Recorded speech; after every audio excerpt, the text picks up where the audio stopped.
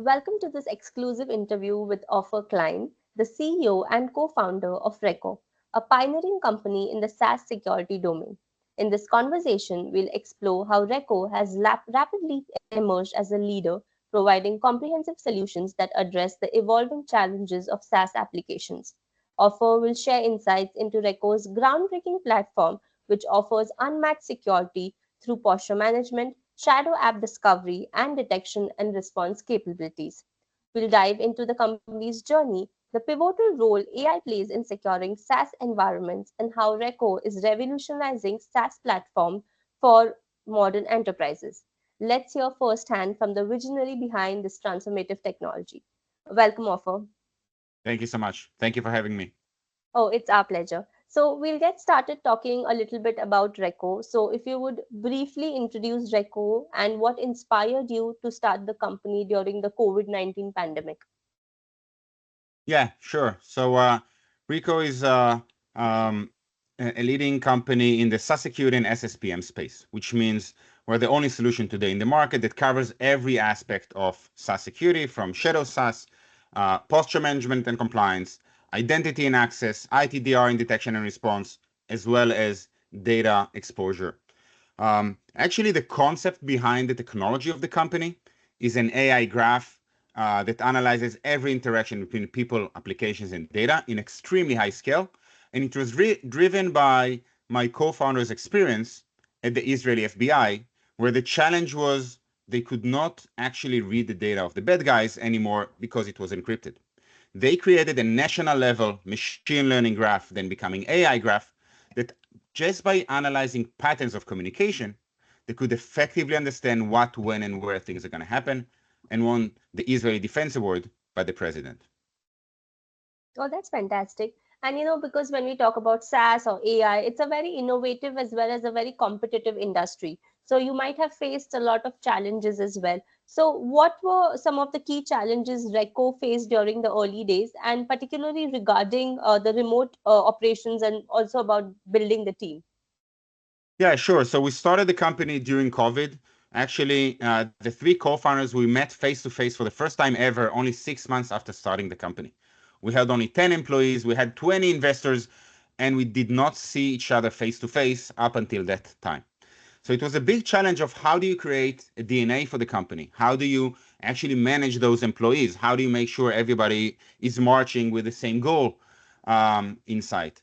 And that was basically the biggest challenge in the company. The second challenge was we took ourselves of embedding AI very deep into the company, pretty much 2 years before AI became cool, before Gen AI, Open AI, all of those things. My co-founder is AI PhD. We have a bunch of PhDs in the company and 11 patents. So the question was, one, is it real?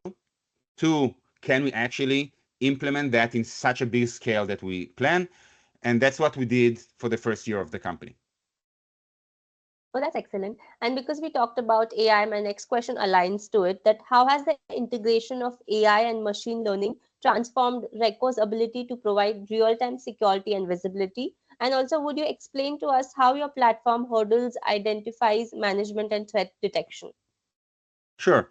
So as I mentioned, the AI technology is basically we connect to APIs, metadata read-only, and we build this heartbeat of the company. It's all based on AI, which is self-supervised, which means we don't train the models on the data of the companies. It's very, very safe. And by doing that, actually, we looked forward when we started the company and say, what if companies will use hundreds of apps? As we mentioned, AI is very deep into the company technology. It's an AI graph that analyzes the API read-only metadata. And just by this data, we create the heartbeat of the company, every interaction between people, applications, and data. When we started the company, we looked ahead. The average amount of apps in a company was between 20 to 30. The question was, what if it'll become 200, 300? Actually, today it's more than 500 apps as average. It goes beyond control, and the previous technologies, like our competitors in the market, just cannot scale to that level. We understood that only by implementing AI very early on into everything that you do in the stack, you will be able to scan companies that are hundreds of thousands of people with thousands of apps at the speed of just a few hours. And that's what we do. That's fantastic. We'll touch a little bit about your professional journey. So, reflecting on your journey as a founder and CEO, what key lessons have you learned that shaped the way you lead Reco today? Yeah. So the journey is always going to be longer, is always going to be tougher than you think when you start the company. It's always so romantic. I'm going to start a company. Everything is going to be so easy. I'm going to sell the company and be rich. Actually, if that's what you think, don't start a company. You need to be extremely passionate about the problem you're going to solve. You need to be extremely comfortable with your co-founders. And we emphasize dramatically the people in the company. We call it obviously people first, but people first to the extreme, which means A+ players, only people that can get along together, only people with zero ego that are working together for the bigger goal. As an entrepreneur, as a founder, you know, or you need to know, the journey is going to be much, much tougher than you think. And you should be prepared for this roller coaster of up and down and up and down until you reach product market fit and until you grow the company to the level you want. Oh, that's great. And that's a very insightful answer as well. So, we'll talk a little bit about the team. You've built a team that includes talent from elite units such as the Unit 8200 and cybersecurity experts. So, how does this diverse expertise contribute to Reco's success? Yeah, that was actually one of the main things we decided at the beginning of the company, because at the level that we're doing right now, for example, a graph that analyzes hundreds of thousands and sometimes millions of interactions in real time, we need to find the experts on every subject.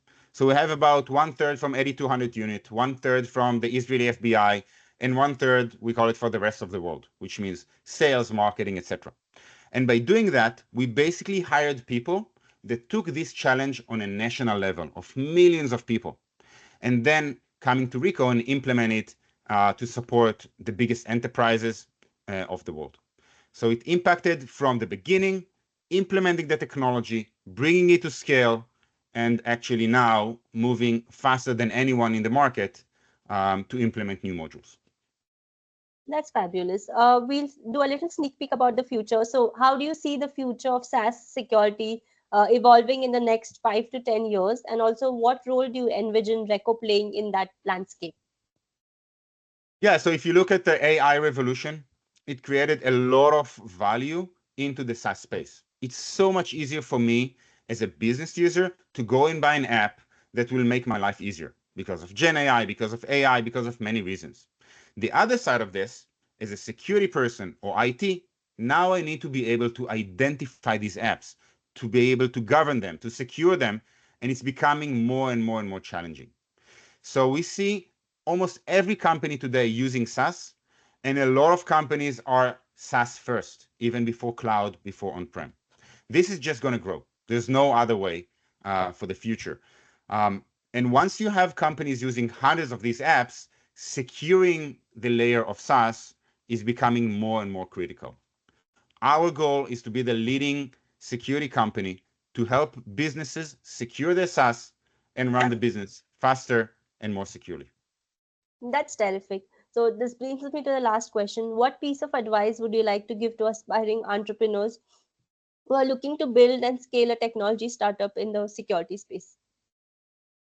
Yeah, so the most important thing to my mind is find something that you are extremely passionate about, that you are better than others, that you and your co-founders together basically form something that will have a big differentiation, a big competitive advantage over others.